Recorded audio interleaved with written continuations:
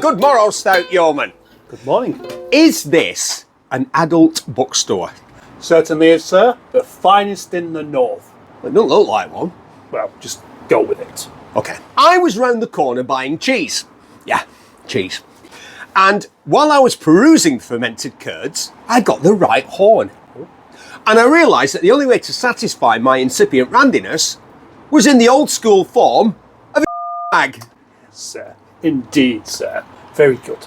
Have you got gigantic asses? No, sir. I'm afraid we just sold out of that one. Wankly? That one's not been available for 3 weeks now.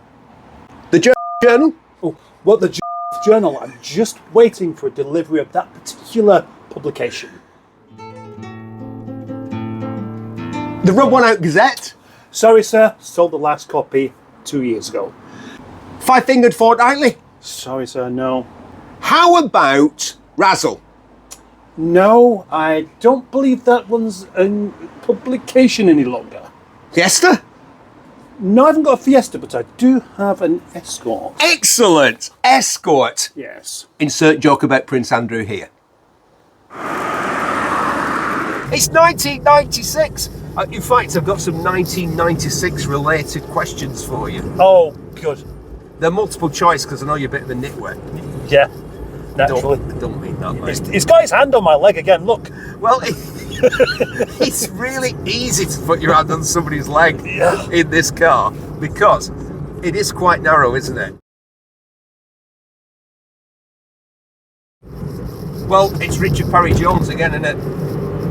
He very much had a hand in the development of this car, the Mk4 Fiesta, which was considered a huge improvement on the ones that had gone before. Mr. Geoffrey Carlson was a huge fan. Yeah. I watched his Top Gear, first mention of Top Gear, Paul. Yeah, make it the last. I watched his Top Gear report on this vehicle only last night. I like these door cards. Yeah, I do. They're nice. They've got carpet on them. So, this was Britain's best-selling car from when it was introduced in 96 to 90 for 3 years. And it's easy to see why straight away, isn't it? It was a better looking car. It was a better equipped car. It was brought more into the Ford family in terms of its visual identity. There's a lot of ovals. It's funny. British motoring journalists didn't seem to get the oval theme. What is the nickname of the Ford Mods Company of Detroit, Michigan? Is it the Blue Oval? Thank you, Paul. See, you're not even a proper journalist like what I am. No. And you were able to find that connection, whereas so many of my so-called colleagues find it a bit mystifying. Yes, the Really? Blue Oval. Yeah, they were going, I don't know what it is with Ford and their obsession with ovals. The Blue Oval! What, Mr. Geoffrey Carlson? No, not Mr. Geoffrey Carlson. That No. was him then. Whatever people Just think. a generic motoring journalist voice. What's that? It's a BMW with a black bonnet. By God, it's ugly. Looks wrong, doesn't it? Has it got black? Yes, it's got black boot. Good. It's like a Doberman Pinscher, isn't it? Yeah. Like a black and tan motor car. Maybe they breed them. What, BMW? Yes. Oh, the gear change is incredible. Paul, you've got to drive this car. What film? Which film? I can hear Mr. Daz's board rubber whizzing through the air, directed at my head. He was head of English at our school. I was his favourite. But he still would have unleashed. In fact, he would have unleashed the board rubber with more venom. Should I have said that? It's such a terrible. Should I have mangled the English language in that manner?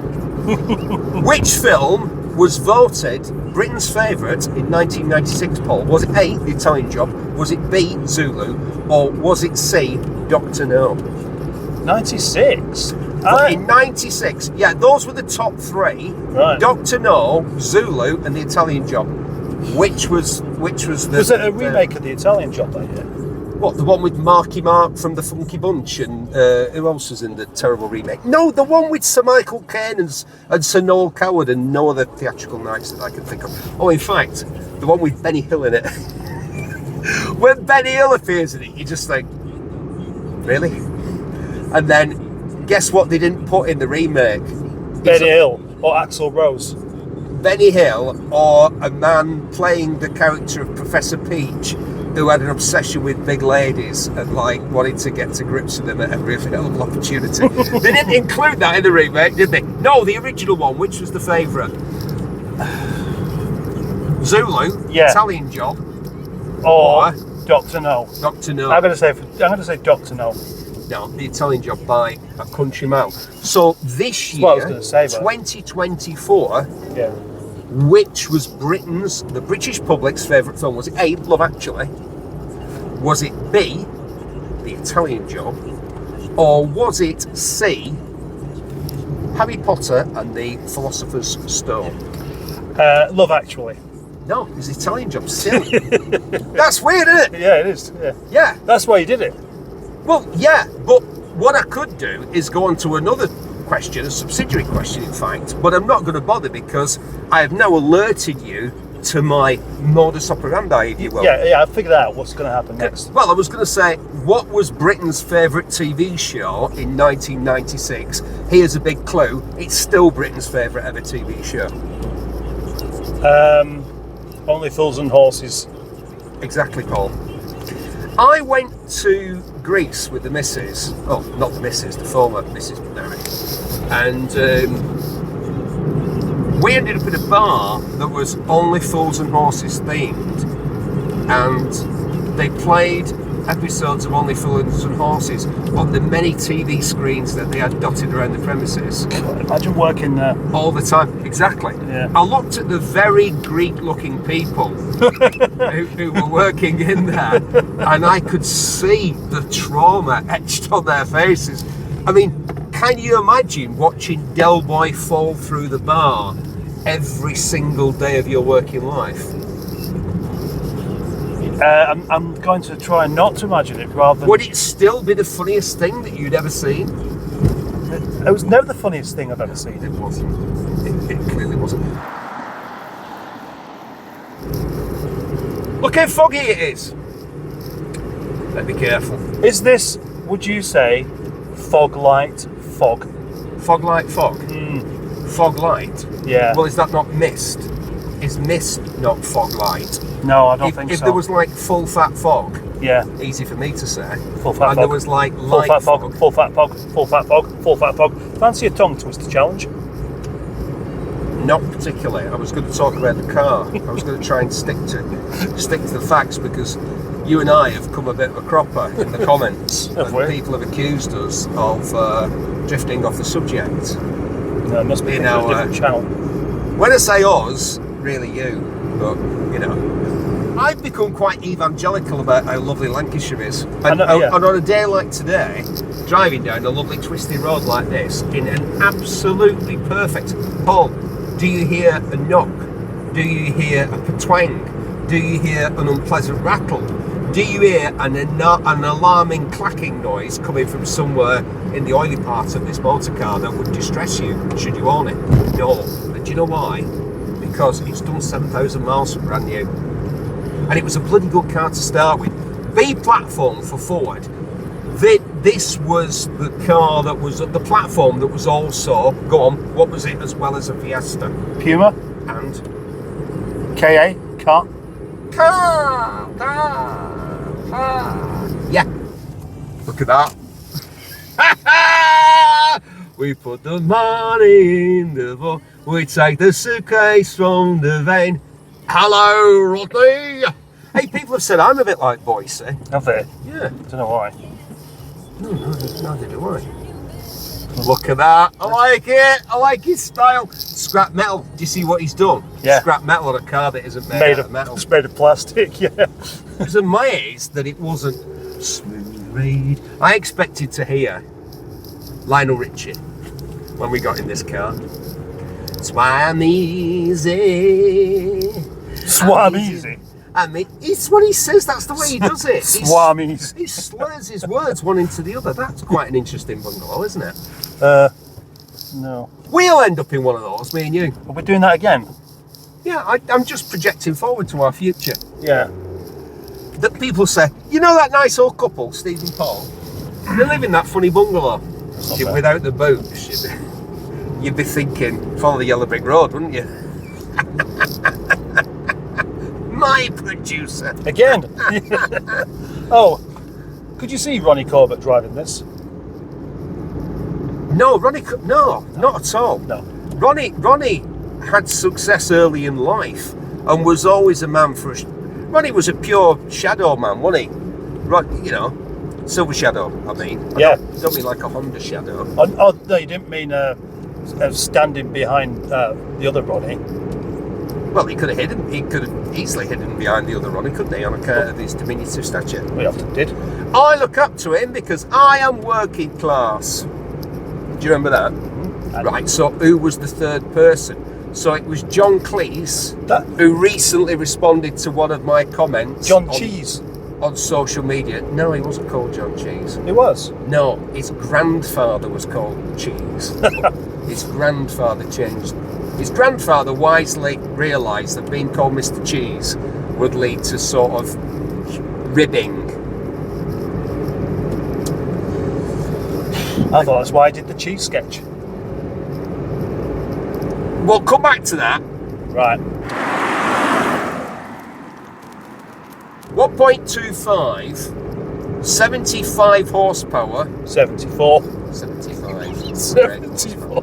Well, 75 lovely brake horsepower, courtesy of the Zetec engine, the four-cylinder Zetec engine, which was developed by Yamaha and behaves more like a motorbike engine than a car engine.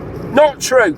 You'll hear other people say that in road tests, and they'll try and claim that the same people that claim that Saabs drive like an aeroplane, because, you know, like people, on the internet, there's plenty of people saying that. That is also not true. No. This engine is not like a motorbike engine. I would know. I'm bloody Steve Berry. I would know if this was like a motorbike engine. And I'm here to tell you, it's not. But it is a good engine, isn't it, Paul? I would say it's the Smooth. best engine that was in a Ford. It's at the quiet. time. It's quiet. And talky. Quite talky. Yeah. Yeah, it's got a lot of qualities. Watling Street. Wow, look at that, Paul. We're on the original Roman Road, Watling Street. In fact, just up here, I found a bit where the original giant cobbles laid by the Romans had been exposed. Yeah. It was proper time team territory. Try saying that 3 times fast. Time team territory. There you go. I couldn't even say it once. Islands. So, yeah, 75 brake horsepower. I thought that was a horse. It's not, it's a person. With a tattoo. Yeah, but just one leg. Why do people do that? Hello, people who've just got one limb tattooed. But Maybe they can't afford the rest of it. No, you know, but they're all done in one go, do you? Maybe it's progression. Maybe it's a project. I think there's a reason why they've just got a lot of tattoos, but only on one limb, and it's your leg. Yes, so you have the choice of covering it up. Yeah. That man's got a beard. Richard Parry Jones developed the handling. It was all new suspension. It was an all new engine. Paul, what was this engine called? The Zeta. But they had to change it from Zeta to Zetec at the last minute because A, Paul, Catherine Zeta-Jones objected.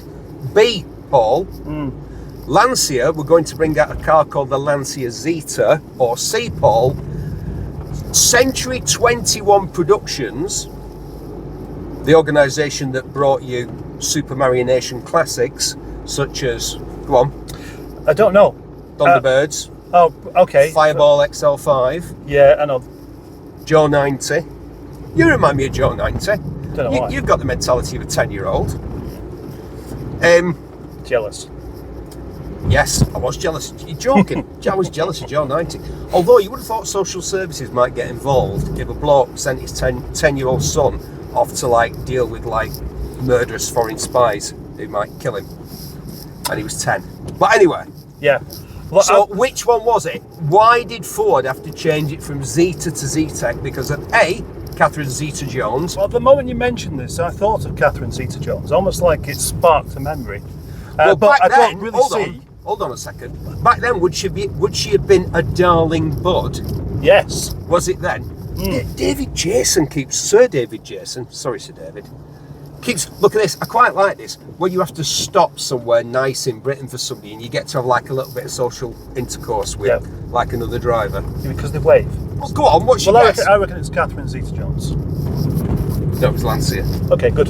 They had thought about making a car called the Lancia Zeta, obviously having previously made the Beta and the Ypsilon, all based on which language, Paul?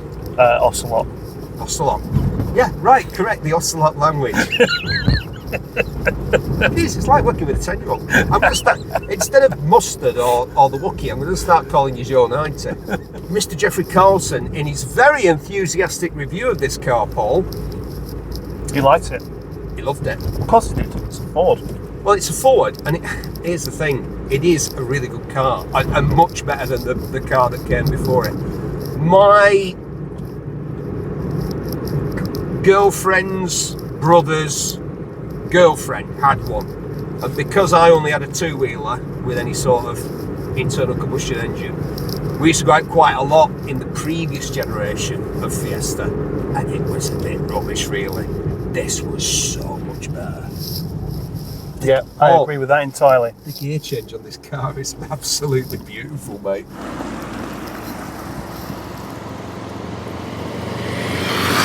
Position, I'm referencing the Fiat Cinquecento, which is a sub, is one down from this. A Cinquecento would be more like a Ford Ka. Yeah. Although that has the same chassis as this. Same chassis, which is a bit like, yeah, but it had that unusual styling, didn't it? It did, yeah. The Ka. Yeah. Which was based on a concept devised by a bloke from Sunderland. Did you know that? The Ford Ka, you'd think, oh, was that like some Japanese dude who'd taken sort of oriental principles of origami and like the involuted curve and all that sort of stuff? You know all about that, don't you, Paul? Yeah. And even if I didn't, you told me all about it on a previous video. No, it was a fella from Sunderland. Yeah, this is a great drive. I really like this. I'd happily drive this until it wore out. Oh, can you stick to talking about the car instead of just going off a tangent all the time? Yeah, I'll try. It's really annoying. Oh no. The important question is though, oh look, a motorbike. Wow. How easily distracted I am. No. Do you like watching car shows on the telly? You know the sort, the fixer-upper shows. The ones where they find a neglected old banger, they put a load of time and money into it, and they flip it for loads and loads of lovely cash.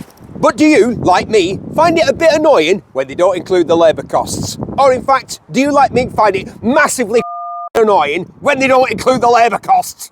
Which is why Ronco have come up with a collab with the producers of to make the Cockney Lancashire labour removal cost device. A simple pocket-sized flashing device combines with a magic incantation to remove all labour costs. And these are not the labour costs that you were looking for.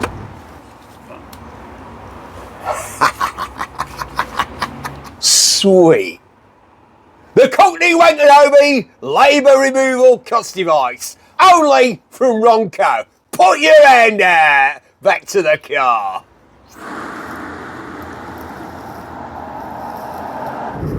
Yeah, he was a Yorkshireman. I think Alan Hawkshaw did the theme tune for Countdown. I think he did. Did-him, did-him. Woo! Oh, jolly good. Don't quote me on that. Draylon. Yeah. Wood. Oh, yeah. And as Mr. Jeffrey Carlson would undoubtedly say, a sunshine roof. Yeah, that's a manually operated A manually operated sunshine roof. Imagine it's got screw heads exposed and stuff. Yeah, in a Ghia. It's got exposed screw heads. Have we got, Paul, air conditioning? Let's have a look. In fact, you have a look, because I'm avoiding cars that are coming in the opposite direction. No, we haven't. We haven't got air conditioning. Have we got an CD player? Remember, it's 1996. No. No, we have an cassette player. Yes. I like an cassette player. Why have we got a CD player in a Ghia? Because you can't say the word cassette. Have we got cruise control? No.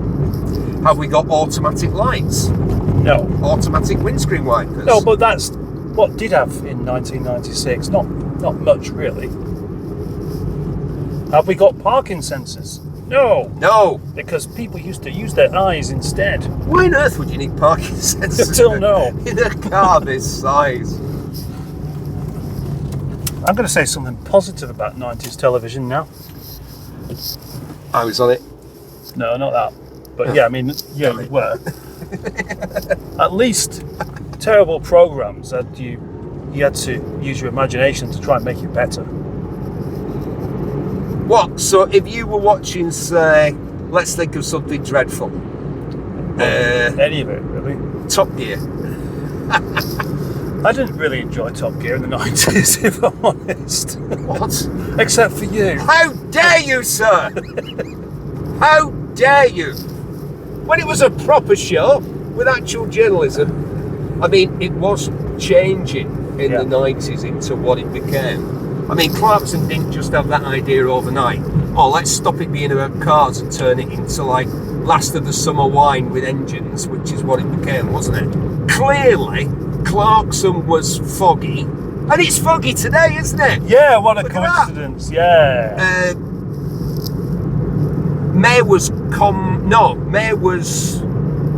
what was Peter Salas's character called? Oh, him, yeah. Yeah, you're right.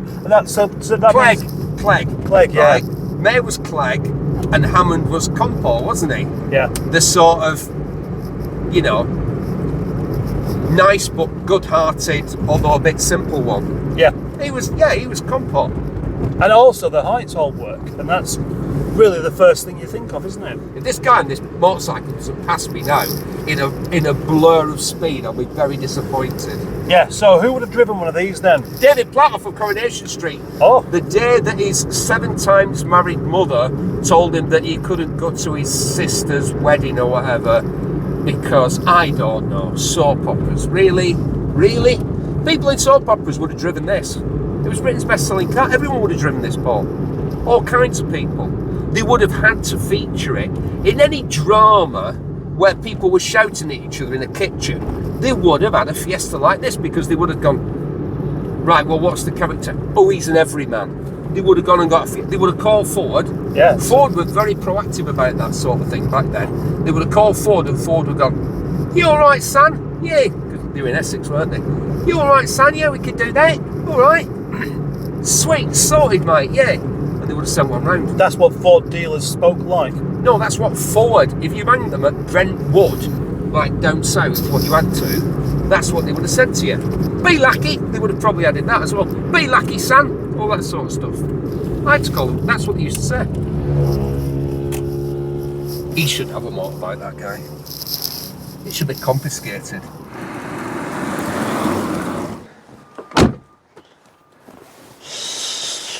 Right, shall we get the dogging joke out of the way so we can just get started? Yeah, go ahead. Well, that's what it looks like, goes on a lane like this, doesn't it? No, not really. Just looks like you've broken down. Or perhaps I've stopped for a lovely picnic.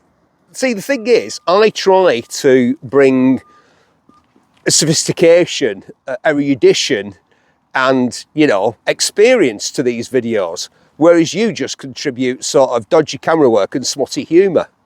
Do you not think? It looks to me quite similar to a Lancia Ypsilon. Yeah. I don't remember this clear surround. But apparently, this signified that this one was an Ghia. Not a Ghia X, a Ghia. It's got the badge in. Carrozzeria Ghia. And the irony was, I think, that Ghia had originally suggested a car like this to Ford of Europe, a supermini. Now, I would imagine that the reason that Ghia did that was because they looked out of the window and saw a Fiat 127. Hey, Gianni, look at a Fiat, mega on the phone, it's a Ford of Europe. Hey, we got an idea for a smaller car with a 3-door and a hatchback. Something like that, right? And Ford of Europe went, these guys in Italy are geniuses.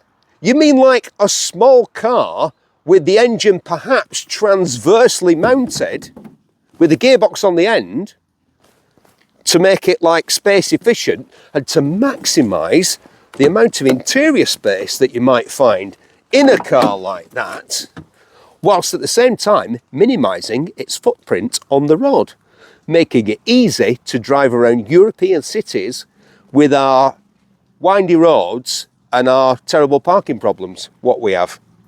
Somebody's coming in an agricultural vehicle. I hope it's a tractor. Paul, this is the Ghia. So we don't get much, but one of the things that we do get is a lovely bit of trail on. Feel that. It's contoured for her pleasure. A massive tractor's coming, look. Do cars make that sound now? And not usually. And I've been watching a lot of old car shows from like Wheelbase on the BBC and Drive on ITV with Tony Bastapole and the bloke that did Shaw Taylor, the bloke that did Police 5. Don't have nightmares. From like the 70s and 80s. They did the car shows and they're so pompous. Please bleep the F-bomb there. Right. They'd go, if they were doing this on those 70s, 80s car shows, they'd go, central locking, just in case the good lady wife wants to make sure the kids aren't up to no good in the back. They honestly used to say stuff like that all the time. Stuff that now would get you literally executed. I mean, they would like, you know, you'd be hung, drawn and quartered, that sort of stuff. Look at this, 1996, you paid for a Ghia. What are your wheels made out of, Paul? Steel wheels. Steel wheels, baby! This would have been about the time that the Rolling Stones had an album called Steel Wheels, wouldn't it? Do you remember? No, I don't remember that one. The Rolling Stones had a bit of a difficult period, didn't they? Where they were sort of, they weren't old, but they weren't young. Oh, is that where Mick Jagger punched someone for mentioning he was 40? Yeah, that sort of thing. Yeah. Like when they did Live Aid and stuff like that, and you looked at them and thought, ooh, aren't they old? Whereas now they are old. Nobody gives a f***. But they had that awkward bit in the middle, steel wheels. No, you got hubcaps and steel wheels, 13-inch. Look at these brand new Michelin tyres. This car's blowing my mind. Have I mentioned that this one's only done 7,000 miles from you? 28 years old, but it's not like a museum car because, I'll tell you why. I've driven a lot of museum cars and they're terrible. They used to be terrible. We used to rock up at museums back in the day, Paul. Me and the camera crew, all like 6 of us or whatever, you know, with like someone holding a big microphone like that, smoking a fag. They always smoked, the guys who did that. It was always a bloke. They always had a singing on the go while they were doing it at work. Sound, yeah, ready. Like that one person to do that. And there'd be a girl called Emma with a clipboard. And she'd write things down. Steve dropped an F-bomb at blah, blah, blah. Please remember to delete that or get another presenter who is better at remembering stuff. You got alloy wheels, rather good looking alloy wheels, those 4 spokes on the Ghia X. Yeah, you had to get a Ghia X. Let's look at the engine. Right, prepare yourselves, you lot. You got a treat coming here. Oh, look at that. Little car, long prop. Put that there. It's there. All right. Look, it's coloured in yellow for you to find. All right. I was momentarily entranced by the sheer beauty. Look at that. Oh my God. What an engine. When you pop the bonnet of a car back in the day, and there it was. Look, it's all so easy to get at. There's the battery. There's the filler for something, probably brake fluid or clutch fluid. There's another one for like another kind. Yeah. Oh, it's full. Yeah, power steering fluid. There's the washer bottle. Minimum, maximum. It's all so bloody easy. There's the dipstick. You don't have to look for it. You don't have to play hunt the dipstick. There's not a horrible plastic cover over everything. 16 valve, Zetec S, and it tells you here 1.25 litres. Look at this, it tells you there's a sticker. 1.25 litres, 55 kilowatts, Yeah. 75 PS, which translates to about 74 brake horsepower, doesn't it, Paul? It does, yeah. Should I delete the bit out that you were saying that that's the washer bottle? Hold on, 1 second. That is the washer. Oh no, that's coolant. Right, okay. So which one's the washer bottle then? Nobody's going to pick holes in the things that I say here. Nobody's going to like split hairs and sort of, you know, go, I think you'll find, Mr. Berry, so-called motoring journalist. Look at that, it's even got the original sound deadening material. No wonder it was Britain's best-selling car. This is peak forward. They knew what they were doing. Key. And look, it's not the sort of key you can snap off. There's no battery to go flat. What was wrong with this? How much better is a blipper thing that some honourable scallies can wait behind a bush with an interceptor box, what we got off Temu, shot like a billionaire car thief arcade? How's that better than that? Do you know what he can't do? Wait behind a bush and like look at that key and then go, all right, mate, I'll go. What's wrong with this? Look, watch. There you go. And do you know what you could do? If you're worried that you might lose that, you could go and get another one for about 15 quid from that ex-car thief at Timpson's. Look at this. Look at it. It's like a brand new car. Do you get a spare? Let's have a look.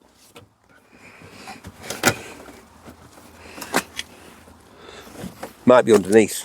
No, it's not underneath. It's underneath. It's not this. No, it isn't. Oh. Oh yeah, I like that. He'll edit this bit out. No, yeah. No, it's there. You'll edit that bit out, won't you? Why would it have the... You always edit out the bits that make you look stupid and make me look right, and you always edit in the bits that make me look stupid and make you look right. I hate you. Go on, I love it. HW. Helen Worth. Helen Worth? AKA Gail Tilsley, AKA 7 times married. She's just left, hasn't she? Yep. She's gone. 50 years. You get less for like secreting yourself in a bell tower and then taking pot shots at people on a Monday morning as they made their way to the, you know. And what a beautiful speech pretend David Platt made for his mother's leaving. I reckon she'd have had one of these. And I'm saying that partly because you made me think of her by saying David Platt. And also, as soon as you said it, I thought, oh yeah, she'd have one, wouldn't she? Why did anybody on Coronation Street need a car? They never went anywhere. Any of these soap operas, the only time they ever needed a car is when they go off forever. The bit of some like tear-jerking bit where they all just disappeared forever and ever. That's why they never changed the cars, like in Gavin and Stacey, where he's still got that bloody P-Veg Volvo. Why do you keep talking about television? I haven't watched television for 20 years. The last thing I watched on television was The Sopranos. And that's like 20 years ago. Paul, can you believe it? We're in Lancashire in the middle of winter and it's not really got light at all today.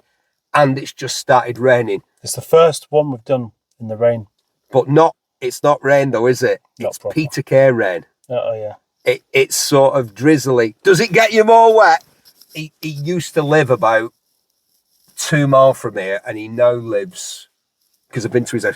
We've said this before, I'm not his friend, but I've been to his house. I reckon you should be his friend. I don't want to be his friend and he won't want to be my friend.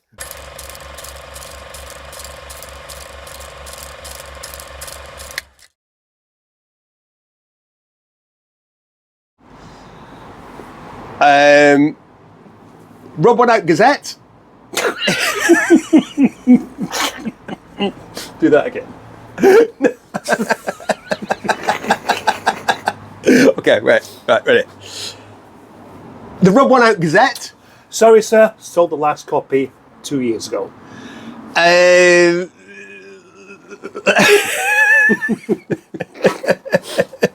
Stick with it because the start was great. 5 Fingered Fortnightly. Go on. Go on. I'll do it again. 5-fingered fortnightly. Sorry, sir, no. How about Razzle? No, I don't believe that one's in publication any longer. Fiesta? No, I haven't got a Fiesta, but I do have an Escort. Excellent. Escort. Yes. Insert joke about Prince Andrew here.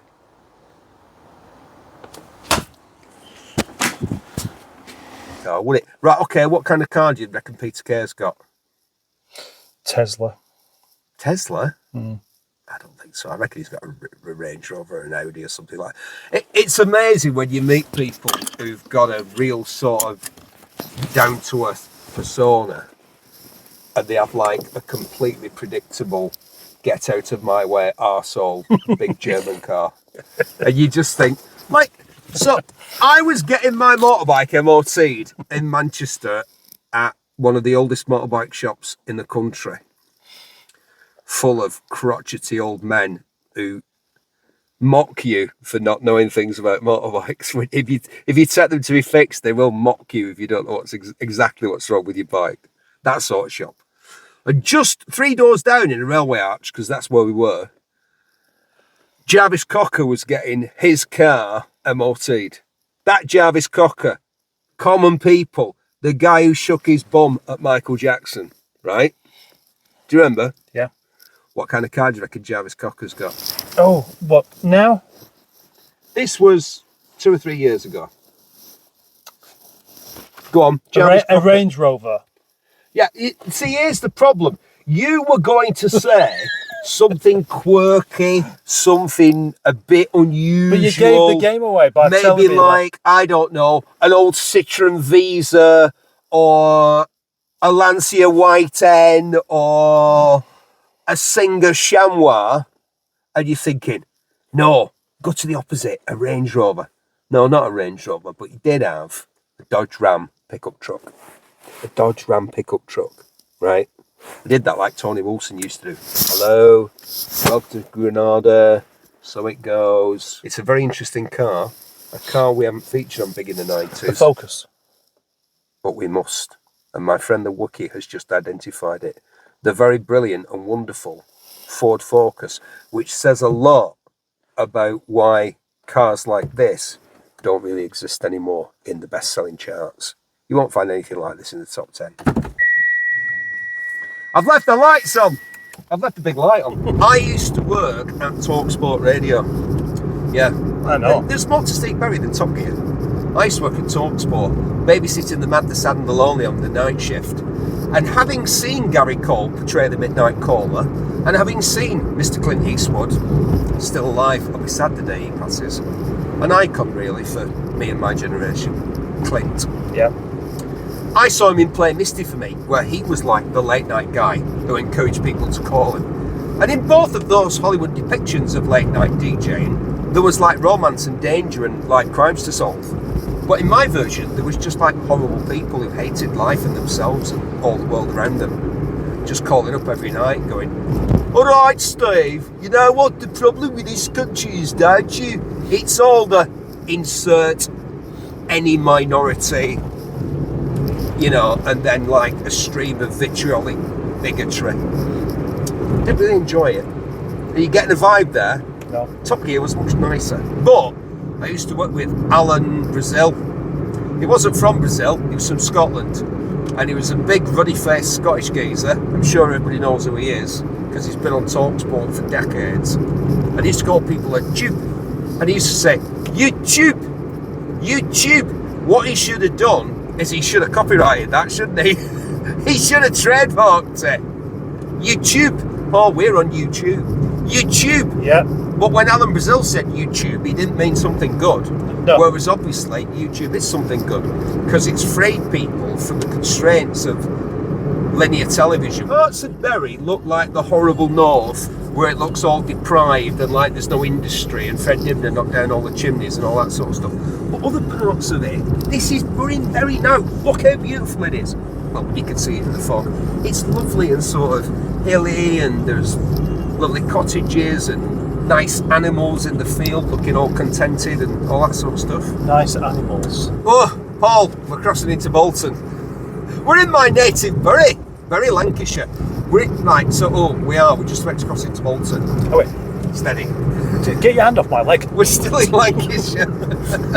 See, this is the thing. Like, Bury is Britain's smallest metropolitan borough, comprising of 6 towns. Go on, name them. Don't worry, I'll do it. Right.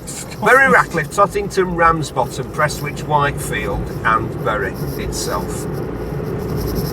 Like I said, Britain's smallest metropolitan borough. Bits of it are sort of scruffy and horrible and run down, and like every other post-industrial town in the north of England, the Midlands, in South Wales, that part of Scotland where they used to build ships and cannons and trucks and everything else, and they don't anymore. It's scruffy and horrible because the work's gone away and the people haven't. But parts of it, i.e. Bury, are lovely. Yeah. And this is perhaps the loveliest part, although this bit's a bit suburban for my tastes, because we're going into Bolton, which isn't nearly as nice. It's funny, when my missus came here the first time, from Vancouver, Canada, we went to a pub just up here. In fact, I'm going to go up there now. Went to a pub just up here called the Rose and Crown, where behind the bar they kept a human skull on a plinth. Yes, a plinth. Not something you'd normally see in a pub, even in this part of the world. Is it not? And it was, in fact, since you asked Paul, the skull of the hangman who did for the Earl of Derby. For the Earl of Derby? Yeah, well, What, did him in? yeah, did him in. Yeah, the executioner. And I don't mean Andy C. Like Ken Dodd? One for the kids there. Executioner Andy C. Yeah. Paul has no idea what I'm talking. No, I'm just Although, weirdly, I'm just thinking about did him in. yeah, he did him in. Yeah, the Ken Dodd and the did him in.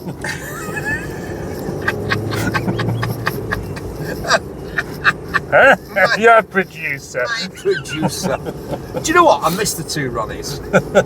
I tried to watch, over the Christmas break, I tried to watch some traditional 90s television to put me in a 90s frame of mind for this review, road test. Did it work? It made me, frankly, quite depressed because I realised how easily we were entertained back then. Stitch me lane!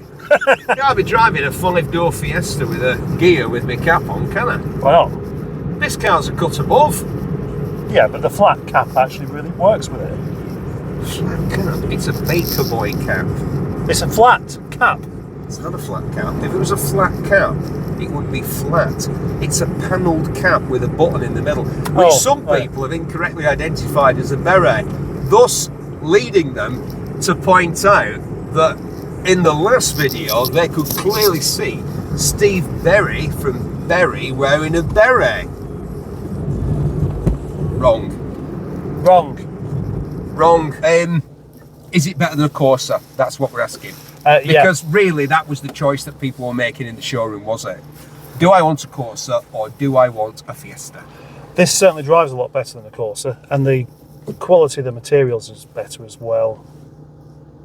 But then again, obviously this with only having 7,000 miles, it's not had the opportunity to wear, has it? What a remarkable car. What a thing to find here, Paul, in this condition. A car like this with only 7,000 miles in it. But as I think I already said, not like a museum car where it drives horribly because it's just been sat. Even if it is indoors, even if it is out of the weather, a car that's just been sat drives horribly. Yeah, it's this like feels like a it's being used. Yeah, you need to get the vital fluid circulating on a regular basis, just like with me or you. Yeah, absolutely. Although I could do with my vital fluids circulating on a more regular basis. But then when your partner lives 4,500 miles away from where you do, that can be tricky. And the point of saying we tried phone sex. Hey? Me and Paul. Not the missus, me and him. Phone sex with Lancashire accents. I met, not far from here, I met 2 nurses in a pub. And they said that they had to leave after I've been talking to them for, you know what I'm like, after I've been chewing their ear off for about 2 hours. They said, oh yeah, we've got to go because we've got a chat line. And I said, a chat line? They went, yeah. And they both had really broad Bury accents, you know. So it would have been, what are you wearing? Ah, well, I've got a jumper on, like. It would have been, what are you wearing? Big coat. Look at him. Right, I don't know how to work the camera.